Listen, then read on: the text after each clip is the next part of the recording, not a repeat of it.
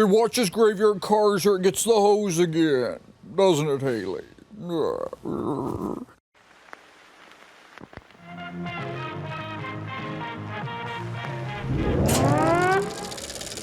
coming to get you, Barbara.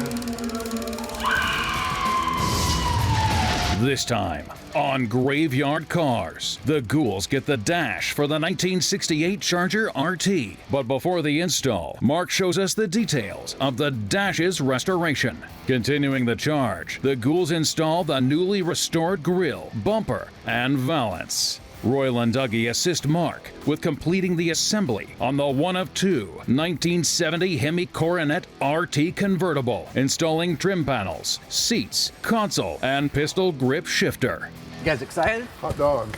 And with the Coronet buttoned up, Royal and Mark take the car out for its initial fire-up and a very sentimental road test.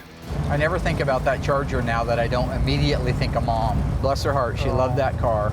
In Springfield, Oregon, Mark Worman, together with his skilled ghouls, It has been established that the unburied dead are coming back to life. bring classic Mopar muscle cars back from the dead to look like they did the moment they left the factory floor.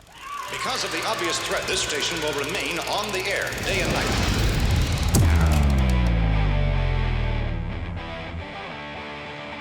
So we got a great episode coming up. Our 1968 Dodge Charger RT. This is a MM1 turbine bronze metallic car, white interior, all numbers matching. Guy bought it in 1972 and has had it ever since. We just got the dash assembly back from Instrument Specialties. They did a complete restoration on it. If everything's like it's supposed to be, I'm going to cut the guys loose to install that in the Charger. Once that's installed in the Charger, then we can start working on the rest of the interior pieces.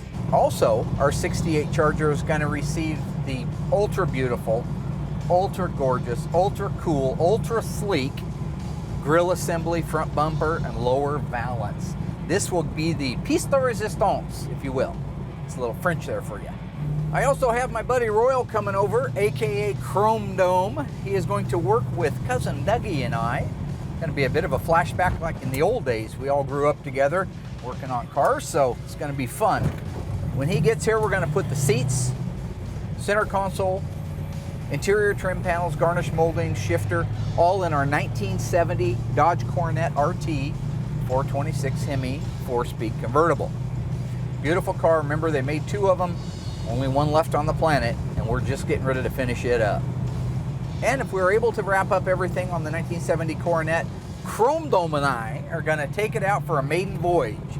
Just like the old days. Wind cutting through our hair in a convertible. Well, wind cutting through one of our hairs on a convertible. He's bald. Looks like he's wearing a swim cap all the time. But that's here and there. Stay tuned. We got a great episode coming up. That's what I do. Or what's this coming up in my mirror? You gonna want some of this?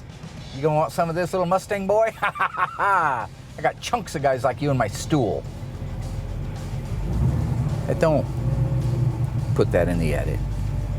Ah, you turned. Yeah, good boy. Good boy.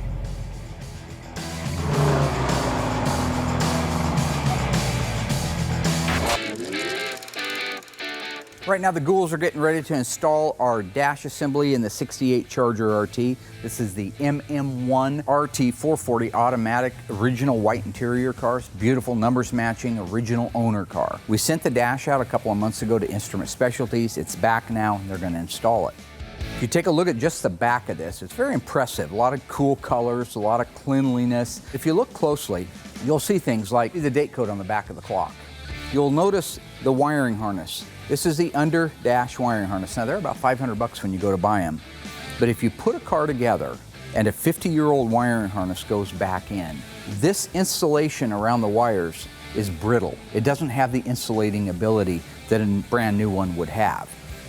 So what could happen? A meltdown.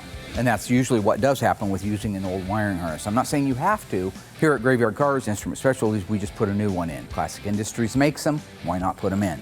Now the radio has been converted from an AM to an AM, FM, MP3, and that's why the extra wires. But when I roll it over and show you the front of it, it appears to be a stock radio. And that's what most of our customers are going for nowadays.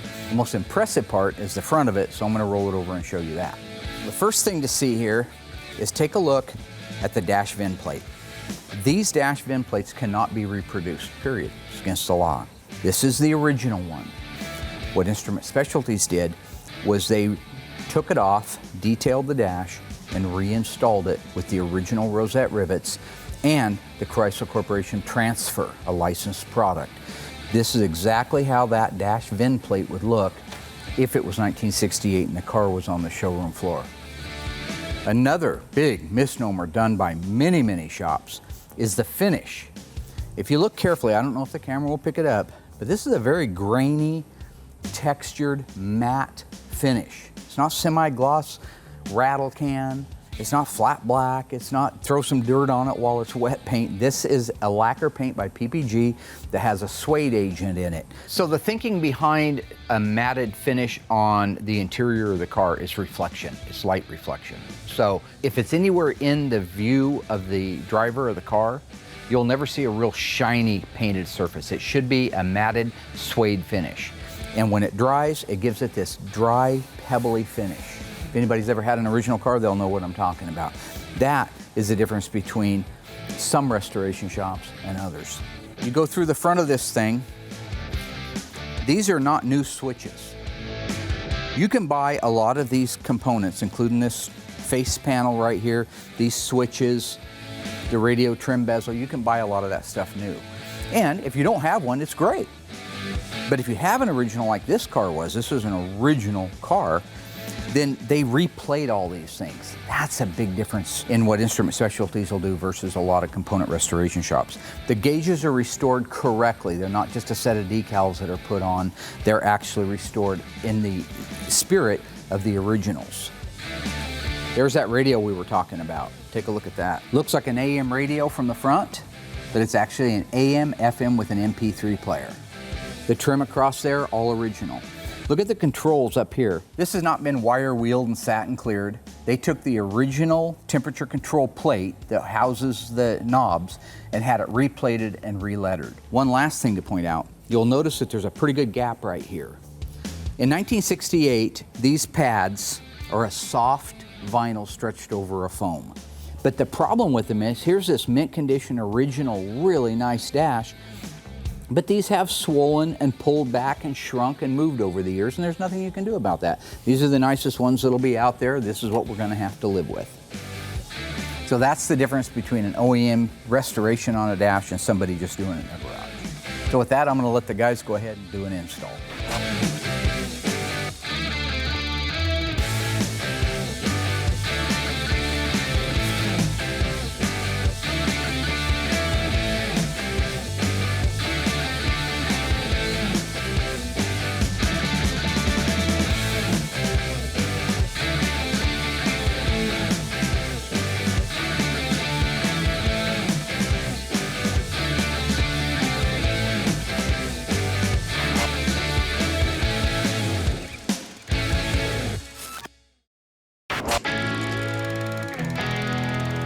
The 1970 Dodge Super Bee is a wild-looking car. I happen to think it was a great-looking car. A lot of people don't like that look. The C-stripe looks like it stops too soon. Why didn't it go into the door? Why's the front end got that strange-looking double front loop bumper? Kind of looks like bee or fly wings, if you will. Me, I love it. Some people hate it. The fenders and the hood are the exact same fenders and hood that helped the Plymouth Superbird become a car. That's right. That's what you'll find on a Plymouth Superbird. This car is a 446 pack. It's a 4-speed car. It's plumb crazy, white interior, Ram Charger hood. It's one of only 599 that were ever built. Those are the reasons that make this car, the Graveyard Carz, Corpse of the Week. After Larry got the top put on and I got the Bumblebee put on it, we only had a few things left, which is why I have the Dream Team here. Mr. Royal Yoakum, Mr. Cousin Dougie. They are putting this upper garnish molding. This actually holds the tonneau cover in place at the front. So they're putting that in. Then we've got the left and right quarter interior trim panels, back seat back seat bottom. Once that's done, they're gonna put the console in it, the front buckets. At that point, we can roll it outside and give it an initial fire up. You guys excited? Hot dog. Hot dog. Yeah, we're excited. Kind of like being backstage at the big fight, you know? Like when Rocky and Adrian. Royal was gone for a season or two. He's busier than heck, and all I get on my emails, what's up with Royal? What's up with Royal? Where's Royal? I don't know, get over it. Everybody loves Royal. Everybody loves Royal. That ought to be a TV show. Everybody loves Royal. There you go. I think Yeah. I could write your material for you. Trust me, you're no comedian.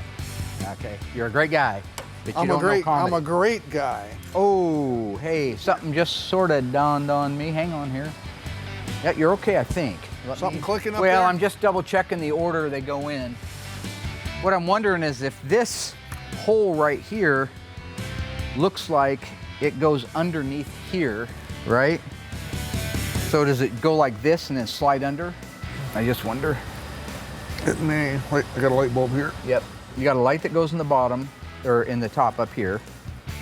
Okay, so this is our courtesy light. It snaps into the plastic. All right, so I got that in there. I guess your job is to see if it just slides under there and plays nicely. Must go like that, huh? Just like that right there. Gotcha. Okay. Now,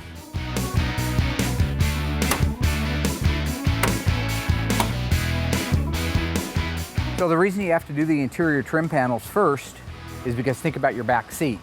If you put your back seat in, you'd never be able to get these panels on. So all of this has to kind of fall together in a certain, kind of like Tetris, right? And one has to go in a certain spot, then the other one goes in, then the other one. You know, the main reason I got the A-Team out doing this, we call them the A-Team. I just came up with that, it's kind of brilliant. I know Overhauling used to have the A-Team and they were really good too, but I like to call my team the A-Team now because they're not on TV anymore and we are, so we get it. we'd be A+. Yeah, A+. Boy, I never saw an A+ at the top of any paper I ever turned in. That makes one of us. I love it when Royal comes over. I wish we got to see him more. We did have a talk about him coming over and spending more time in the afternoons and on the weekends, so hopefully that continues to work out. I'm guessing that rides here.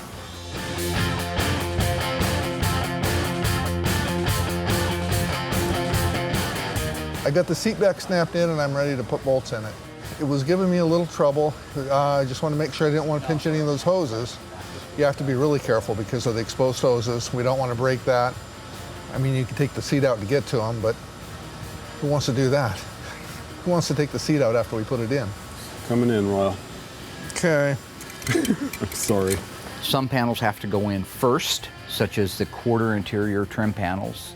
When they go in, then the rear fascia that goes across the top of the back seat goes in. Once those are in, you make sure your seat belts are in place. Then you can put the seat back in, fasten it in the corners, and then you can put the seat bottom in. So it's just it's a matter of steps to do it.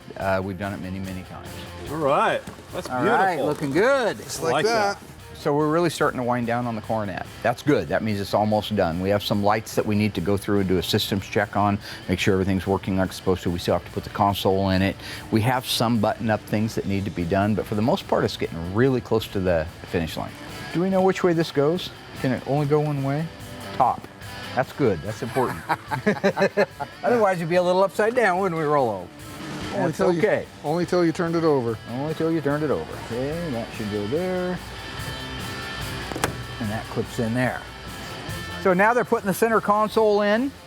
You got the 4 screws for that, gentlemen? I do. Okay, great, great, great.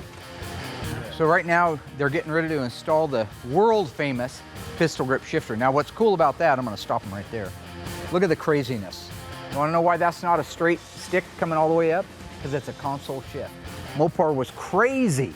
It goes straight down to the hole in the console, then over to meet the shifter, because remember the drivetrains are offset to the left on a Mopar, and then down. So they have to hold that shifter, slide the plate up into the shifter all the way to the top, and then go down and line it up in the wedges, tap it down, because in 70 it's a wedge style shifter, in 71 it was a bolt-on style. Get that tapped down into place the best they can, then they can put the upper plate on it, and that's done. Awesome. And just like that. All right, now we're ready to go on to the seats. Here, Royal, I will bring yours because I would hate to see you have to walk all the way around. You want to drop that in? Yeah, I'll set it in there. And I'll put the nuts on underneath. Okay, alrighty. See you? But for right now, it's okay. Where do you want to go after this? All right, guys. Looking good. Okay, so they're going to finish up the seats, top off all the fluid levels, get the battery charging on it. After that, we'll start it up outside. If it runs and it does what it's supposed to, we're going on a road test. And a road test.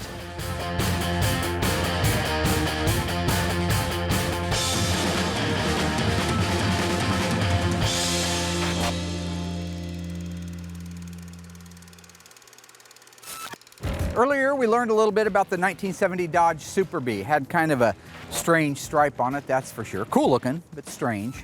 We also learned that the fenders and the hood were used on another production car by Chrysler in 1970. So my question is, what car was that? Was it the 1969 Charger Daytona, the 1970 Plymouth Superbird, or the 1970 Chrysler 300H? If you think you know the answer, stay tuned after the break.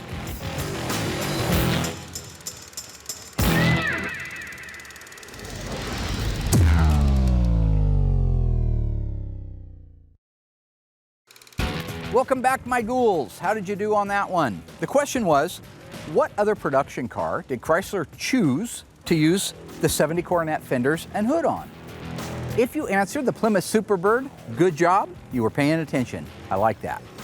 If you answered the Charger Daytona, it could be that you remember something about using different fenders and hood. That's true. The Charger Daytona used modified pre-production 1970 Charger fenders and hood for the 69 Charger Daytona. The only other choice you had was a 1970 Chrysler 300H. That car is built on a C-body. While it's a cool car, it definitely wouldn't have accommodated these fenders and that hood. So, now you know.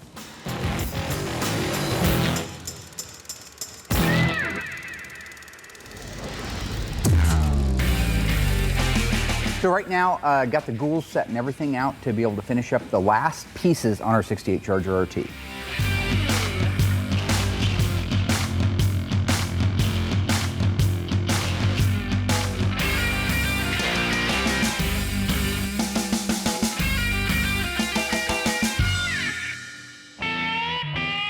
One of the last pieces is also the biggest payoff pieces. It's this beautiful grill assembly. Typically speaking, the grills are busted to pieces. They're either sun-baked and fried to pieces, or they've been wrecked and plastic welded back together.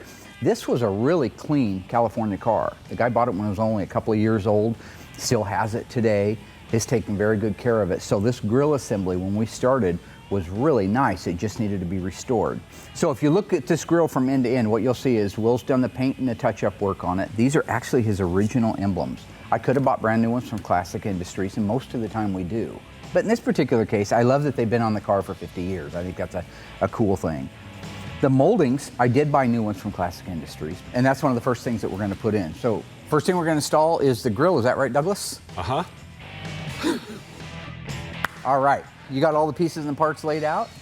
Looks beautiful, looks like an operating table. This is how I like to roll if I'm doing installs. All right. There we go, looking good. Come on in. Nice and clear up high. Look good, look good. How we doing? Then we have studs in the back that we've got to line up. They'll keep coming. This bumper's hanging me up here. There we go. I'm gonna put one bolt in there just to keep it from falling. Okay. Got it. All right. So I'm gonna put a bolt in over here. That one, okay. So we just slid the grill in. We've got the top bolts pinned in place, most of them. And then there are two horizontal studs that come off the back of the grill reinforcement that go through the core support. So he's gonna raise it up, go up.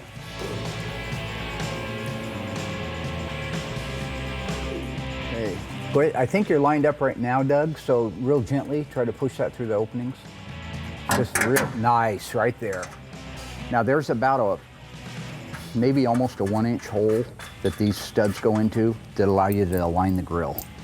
So when we do the final alignment, we may have to move that around a little bit. Justin, you have the other two? Yeah, you got them right here. See those?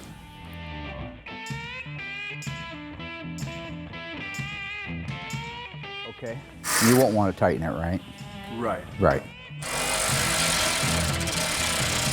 Snug them up.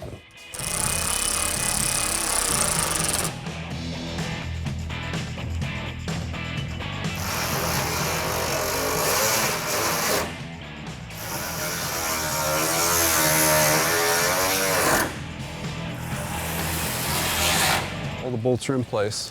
So all I had to do was pull the bottom of the fender out a little bit so I could get a better reveal right here. They sure weren't perfect from the factory, and it's hard to make them perfect. You would almost have to fill this area here up with mud to make that a perfect line right there, but that's a pretty good line. That's probably better than it ever left the factory with. This side right here, this one actually has the opposite problem that one has. So this one, I'll want to push in a little bit. So go ahead and tighten those up. Get the side. Great. Okay, I think we're all right to do that. That looks pretty good, pretty darn good.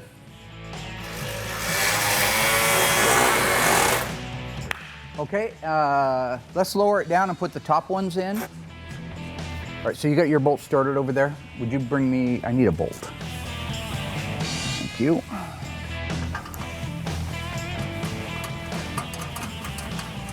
Okay.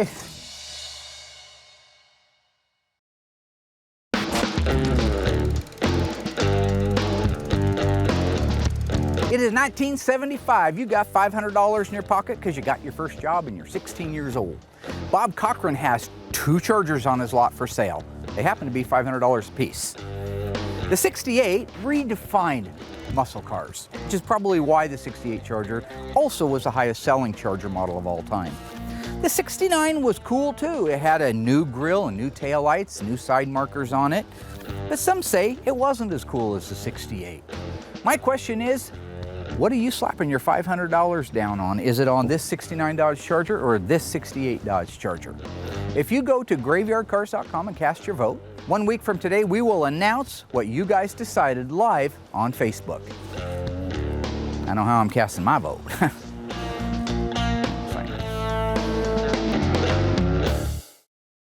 So far, the Ghouls knocked out the 1970 Hemi Coronet RT convertible assembly, installing seats, console, trim panels, and shifter. If it runs and it does what it's supposed to, we're going on a road test. The Ghouls turned up the tempo on the 68 Charger RT, finishing the interior and dash, and beginning the install of the Charger's iconic grille. Still to come. The installation continues with the Charger RT's grille, front bumper, front valance, and rear window. Is that a trap door? Finally, Mark and Royal fire up the 1970 Coronet RT and take this one of 2 Hemi convertible for its maiden voyage.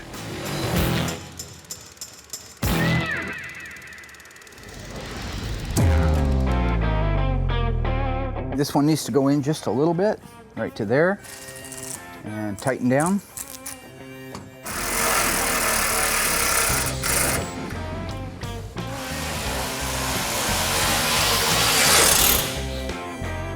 Good job. So all the bolts are tightened down now. Okay, rear end. Okay. Nice, just like that. Needs to go in towards the passenger side a little bit.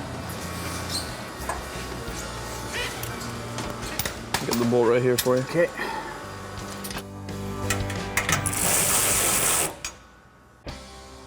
Any luck? Okay. So the bumper's got to come over this way. So you want to hit it right here with the palm of your hand while you hold pressure on it. Not too bad, not too hard. And you want to pull at the same time. Okay, so you guys got the bolts out. Let's do the valance panel.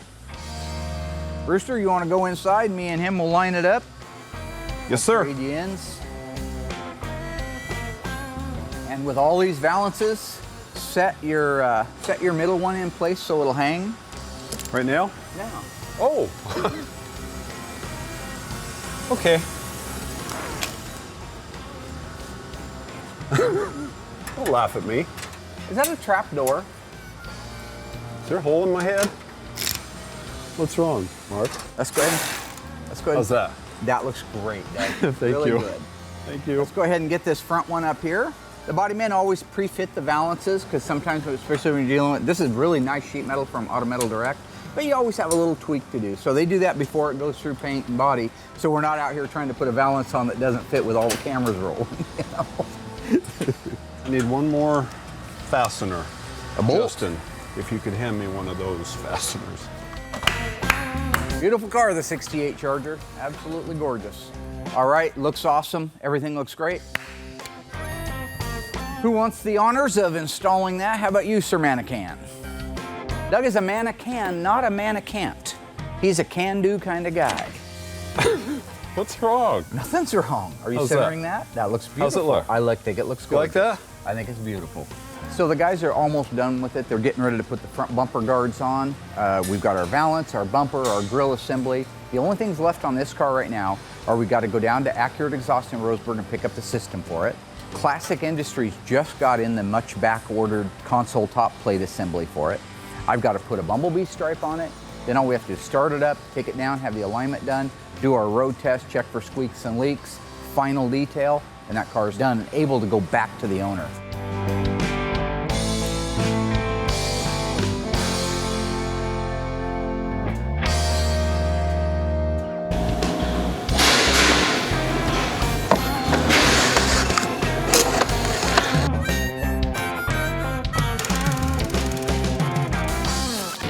The 1970 Dodge Super Bee was available with two different body styles. WM23, like this one, meant all four windows rolled down. WM21 meant only the front windows rolled down and the back windows kicked out. Call it a post car. True or false?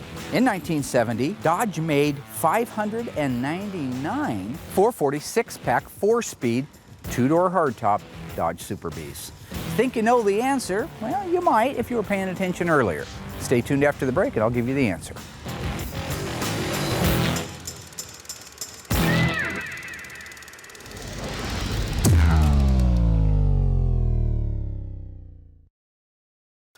Welcome back, my ghoulish friends. How did you do on that question? True or false? Dodge built 599 70 Coronet Super Bee 446-pack 4-speeds in a hardtop version. Did you say true? Good job. Nice work. You were paying attention. Now, I could have said how many two-door posts were built, and I bet you wouldn't know that answer because I didn't give it to you. For the record, it was 109. That's right. 109 446-pack 4-speed 1970 Dodge Super Bees were built in a post model, 599 in a hardtop. So,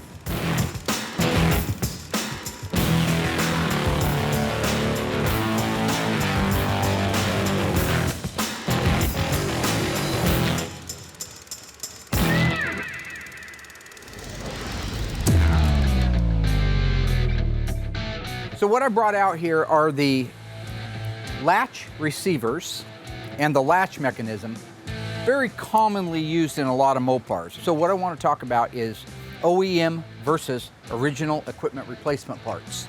This is the receiver. I believe Tony actually officially calls it a B and A receiver, which is B body and A body. This is what's going to take the latch into it. When these get worn from age, you'll see right here, the metal is getting thinner right through here. It's nice and full here because this isn't a contact area for the latch. This is. That area right there intersects, this is your average door latch right here, with this nylon right here, this guide. So when these go together, this comes in like that, and it slides right there. This area here that you can see the marks on are what wear on this area right here. Besides just being a cosmetic problem with this receiver, if you look here, you'll see where this area that is getting beat and worn has begun to encroach into the screw opening. That metal's beginning to fail right there. You look at the brand new one, it isn't very thick anyway between that screw opening and the top, but it is there and it is in good shape. So if you bought the new one, you put it on your car, you just want to make sure that the latch is cleaned, lubed, and ready to go, the adjustment is right, and then they would work together like they're supposed to. So the bottom line is, when do you do the new one versus the original? Everybody knows me, I love original. I love original, I love original. A lot of times it doesn't make sense, especially in something that's really not keyed to the car with like a VIN. Something that could be on every B-body back in those days. Look for a really nice used one, but even if you found one that has less wear right here, you'd still have to have it replated. You still have to do your math and figure out, is it cheaper and better to restore an original one than to use these really nice, nearly exact, except for the little numbers on the back, replica from Tony's. So next time we'll talk about the doors and some of the other broken parts that can go on inside there that make it impossible or not very much fun to drive your car.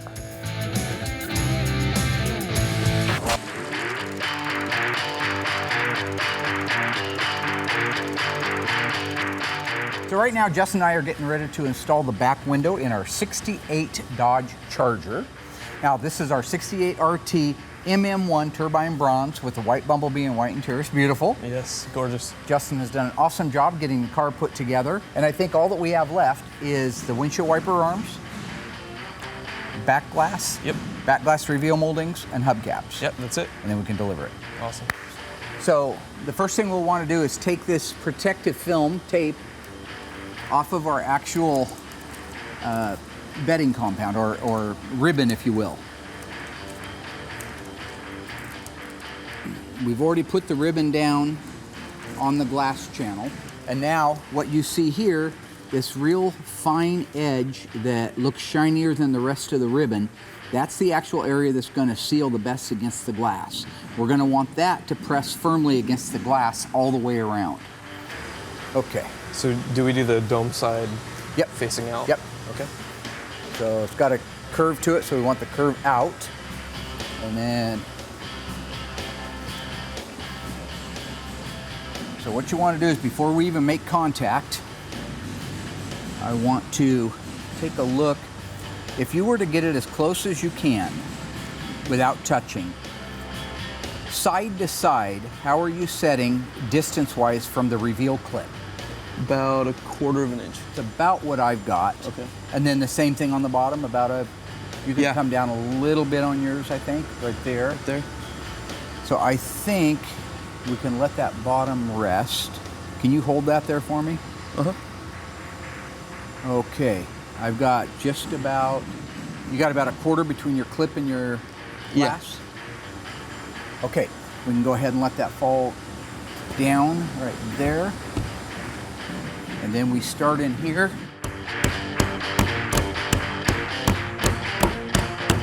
The main reason you're hitting it with the flat part of your hand is if you hit it with a club like that, there's a good chance you can break it. If you hit it like this, you're spreading the energy out around a larger area. So now we just have to keep working it. This section up here isn't sitting so do you have well. a plastic bone? Yeah. Yeah, go ahead and grab that. Okay. We'll tuck that in there. There can be variations in the window opening, variations in the glass as far as the height of it. So we use these, what we call plastic bones. It's a little tool that's made of plastic. It allows you to get in there once the window's in place. If you have a low spot in the urethane that isn't touching the glass, you can take this and push it down, bring it out, bolster it up against the glass, and then tap the glass in against it. Okay, I think we got it, so now we can put the back glass moldings on. All right. Let's grab those. When you go to put the moldings on and there's a window in place and there's 8 coats of paint on it and clear coat, it always gives you some kind of a problem. What you hope is it's the least amount of problems, meaning it'll usually take 2 guys to put them on at the same time because one will have to hold it in place while the other one taps it down. So mostly you want to make sure you're fitting your corner and don't push this one in yet. Not that one. Leave the other ones in. Okay, do you want to check this gap right here? Yeah.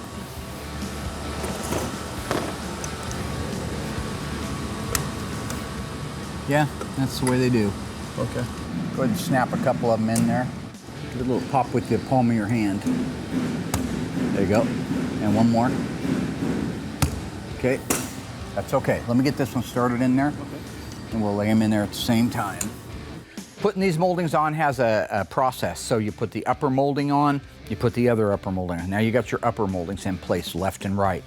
Your lower corner molding, those are a little more finesse. You can't just go bananas and start hammering things into place and then pry them back up. Those two are in place. You put the lower corners on each side and then bridge the middle one between it at the bottom, and then you can roll those down into place and tap them. So if you're crazy, if you're an ogre, if you're just stomping the heck out of everything, you'll bend those moldings. You'll either bend the moldings or you'll scratch the paint. Either way comes up 0. Got it? Okay. That little 68 Charger, when you look at it, everything fits like it's supposed to. It truly does look like 1968 all over again. So I am happy.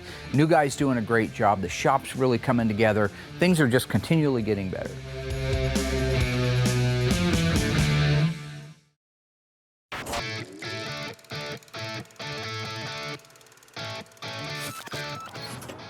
It's a beautiful car. It's gorgeous. That color really pops out here. It's so different than inside. It actually sparkles out here. So Royal and I have got the Coronet outside now. We're getting ready to do the initial fire off of it. I don't anticipate any problems. All right, let's see what we got, boss. Fire it up. All right.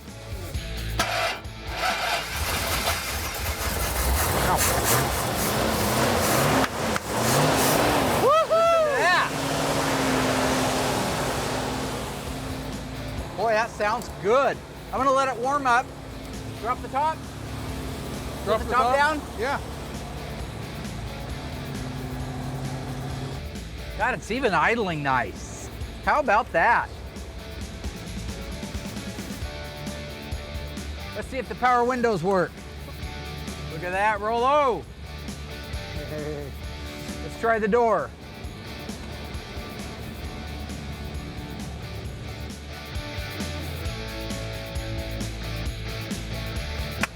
All working, Rollo. Nice. There you go. Are we ready? Woo. Yeah. There it is. Oh, that feels good. Feel solid, brakes? Feels good, yeah. Brakes are good. Doug's been doing a great job. Doug's got those things dialed in. Look at really? that. That thing shifts like butter. Listen to that. No whining, no howling, no growling, no nothing. Everything just is solid. Just feels solid, doesn't it? Yeah. Listen to that. First gear. Wow. Track's nice. Look at the steering. Pretty good for a first-time guest. Typically speaking, when you take that car out the first time, you have a pen and paper with you. And you write down this punch list of everything that's wrong. And on that one, I don't know what I would write down other than it needs an alignment. Yeah. I'm just amazed, considering I still have to do the alignment on it, how nice the car drives. Like, this is the way they're supposed to turn out the first time. By the way, we caught you lying the other day. Me? Uh-huh. I was watching back through some footage of you. You were talking to Dougie, I think it was. Speedometer goes to 150. We'd have to see if it did it. Okay, I guess we did, didn't we? Yes, we do. Then you made some kind of comment like, oh, I would never do that on the road. Oh, but not on the street. We didn't do that on the street. Just to clarify. Then we found some footage of you back in season 1. Here we go. 100. Oh, yeah.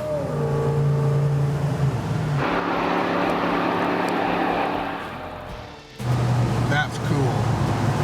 And do you know I got in trouble for that crap? Exactly. That's payback. Take trouble for everything. That's awesome. Jeez. Woo! That's awesome. That sounds good, doesn't it? Yeah, baby. I love these cars. It's a over-the-counter replacement block. There's no VIN on it. It's a 1972 over-the-counter replacement Hemi, which is good compared, you know, I mean, perfect would have been the original engine in it, but doesn't work that way, right? But it had that one in it, and we sent it out and had it built, put it back together again, and boy, it sure feels good. That sounds good. Oh, I love God, that's that dual fours, man. Nothing like it. Boy, that just feels good right there. Like usually you let the clutch out and all kinds of weird things happen. But boy, that track's nice. I think Brett will love the car for a multitude of reasons. It's a gorgeous car, it's stunning color, it's right. We matched it against an original panel, so we know we've got the right color. The body and the paint is as good as you can do on a car, so, you know, I'm not bragging, I'm just saying it's as good as you can do on a car. Those are 410 gears, and it feels like it would pull for a long time. Oh, yeah. Wow.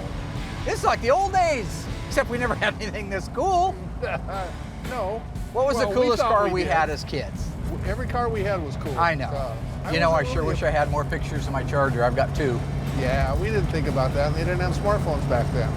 I never think about that Charger now that I don't immediately think of Mom.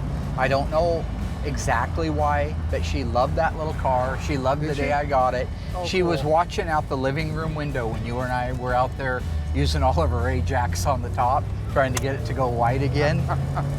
Yeah, just bless her heart. She loved that car. Yeah.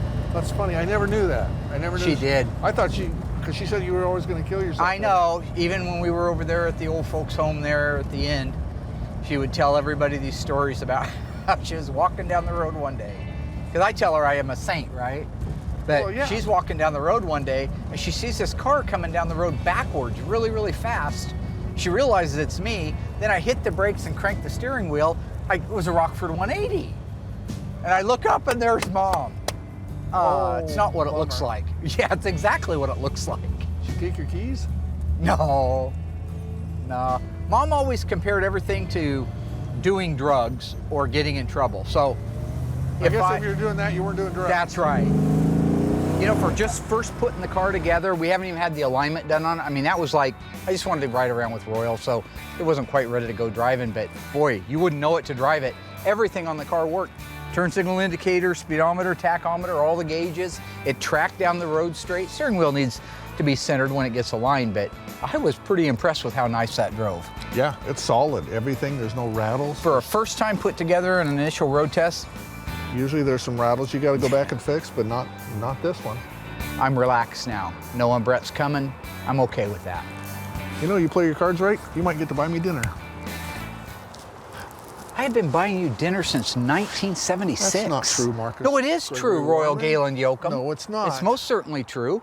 When I first met you, we were on the paper route. You said you needed more space, so you quit your paper route. I took it over. We were walking by 7-Eleven. You said, hey, More buddy, space? why don't you buy me a hot Buy me dog? hot dog. No, it was a big one. I got write-offs there. Nothing ever ends, You does didn't it? change nothing. I got More things change, the more they stay the same. Now, this was a fantastic week. Absolutely one of my favorites. Anytime I get to work with Royal, it just takes me back to when we were kids. I love the guy. I can't help it. And I got to tease him, too, which is also a good kind of a perk for me.